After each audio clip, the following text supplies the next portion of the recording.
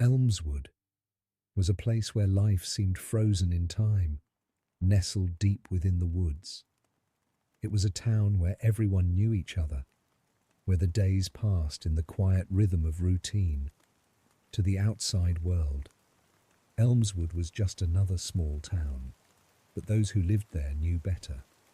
For generations, they had whispered about the Watcher, a shadowy figure that haunted the dense forests surrounding the town.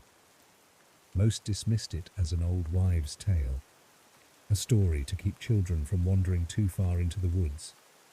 But there were those who believed, those who had seen the Watcher with their own eyes. October 12th, 1867.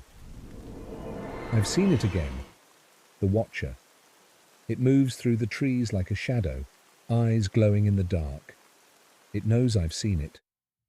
I fear it will come for me tonight. I tried to warn the others, but they laughed it off, said it was just the wind playing tricks on my mind. But I know what I saw, and I know it's real. The Watcher has been appearing more frequently. At first, it was just a fleeting glimpse, a shadow that I could barely catch in the corner of my eye. But now it lingers, watching me, waiting. I can feel its presence even in the daylight. The fear is all-consuming.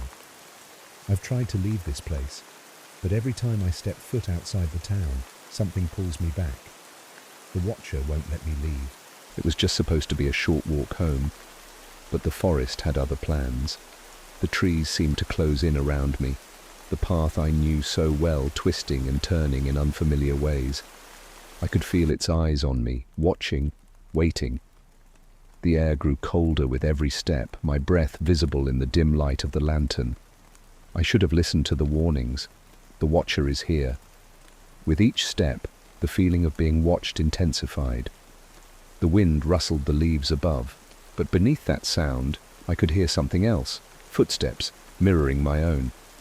I stopped, heart pounding in my chest, straining to hear more. But there was only silence. I glanced around, trying to spot anything out of the ordinary, but the forest was still, too still. That's when I saw them, glowing eyes just beyond the trees, moving swiftly, almost playfully between the trunks. I froze, terror seizing me.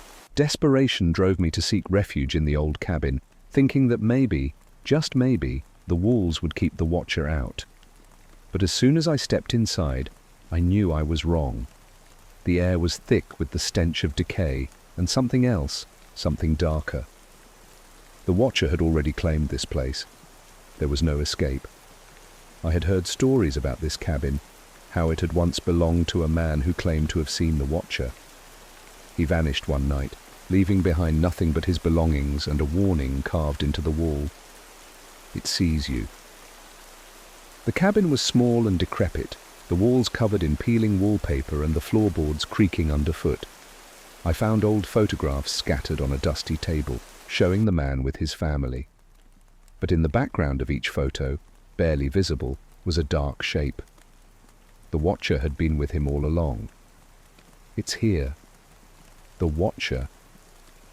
I can feel its breath on my skin, its presence overwhelming. The lantern flickers, the light dimming as if it's being drained by the very darkness around me. I grip the handle tighter, knowing that it's futile. The door creaks open slowly, and there it is. The glowing eyes, larger and more menacing than ever. There's no escape now. The legend was true. I could feel the temperature drop, a cold seeping into my bones. The Watcher's eyes locked onto mine, and I was paralyzed, unable to move, unable to breathe. This was it. The end. I had heard stories, but nothing could have prepared me for this moment. The Watcher was not just a shadow, not just a figment of my imagination. It was real, and it was here to claim me.